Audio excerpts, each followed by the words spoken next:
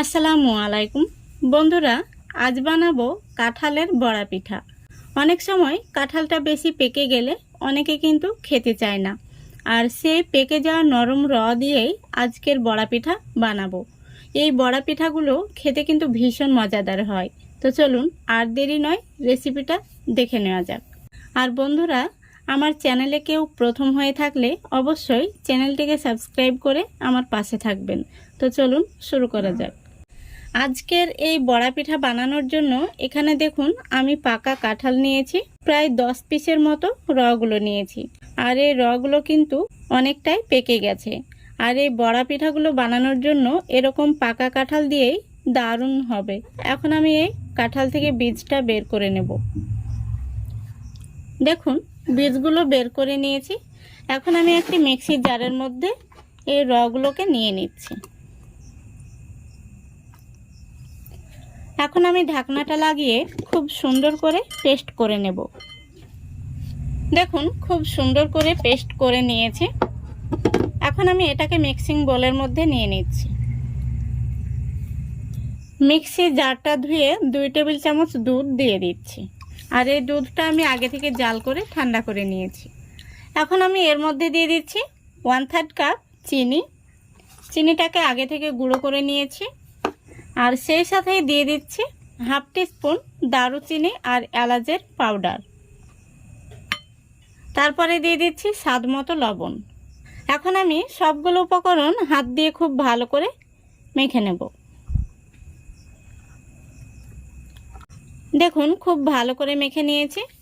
এখন আমি এর মধ্যে দিয়ে দেব 1 কাপ আটা। তো বন্ধুরা, এখানে আমি গমের আটা নিয়েছি, আপনারা চাইলে ময়দা দিয়েও বানাতে পারবেন। প্রথমত 1 কাপ দিয়ে দিলাম। তো এখন আমি আটাটা মেখে নেব। তো বন্ধুরা, এই বড়া পিঠা বানানোর জন্য ব্যাটারটা কিন্তু আপনারা হ্যান্ড উইচ দিয়ে করবেন না, এইভাবে হাত দিয়ে মেখে মেখে নেবেন, তাহলে কিন্তু বড়াগুলো খুবই সুন্দর হবে। এখন আমি এর মধ্যে আরও 1/2 কাপ আটা দিয়ে দেব। তো বন্ধুরা, এখানে আমি টোটাল 1.5 কাপ আটা ব্যবহার করলাম। এখন আমি ব্যাটারটাকে 2 থেকে 3 মিনিট খুব ভালো করে মেখে নেব। দেখুন বন্ধুরা, খুব সুন্দর করে আমি মেখে নিয়েছি। পিঠা তৈরির জন্য আমাদের ব্যাটারটা কিন্তু একদম রেডি। তো চলুন পিঠাগুলো এখন আমি তৈরি করে নেব। এদিকে দেখুন গ্যাসটা অন করে আমি আগে থেকে তেলের কড়াই বসিয়ে দিয়েছি, আর তেলটা ভালো করে গরম করে নিয়েছি। এখন আমি পিঠাগুলো তেলের মধ্যে দিয়ে দিচ্ছি।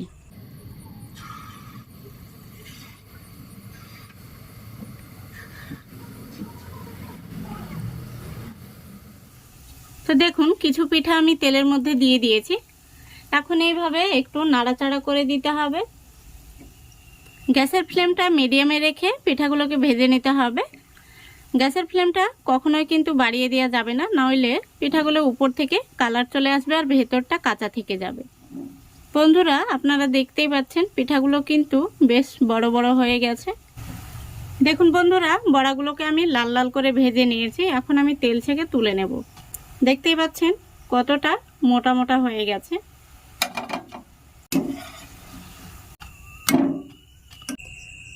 দেখুন বন্ধুরা, সবগুলো বড়া ভেজে নিয়েছি, আর বড়াগুলো দেখতে কত সুন্দর হয়েছে।